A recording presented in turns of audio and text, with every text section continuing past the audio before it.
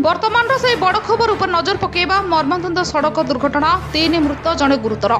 कामाख्यानगर थाना 53 नंबर जातीय राजपथ मालपुरा ओभरब्रिज निकट में मर्मान्तुद सड़क दुर्घटना।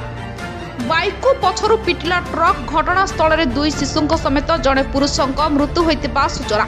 जड़े महिला गुरुतर आहत अवस्था कामाख्यानगर मेडिकल भर्ती कर बाइक जोगे भुवन अंचल 4 जन कामाख्यानगर आड़े आसुथिबा बेले घटी दुर्घटना। मृतकों मध्य 2 शिशु थिबा बेले जड़े पुरुष अछंती।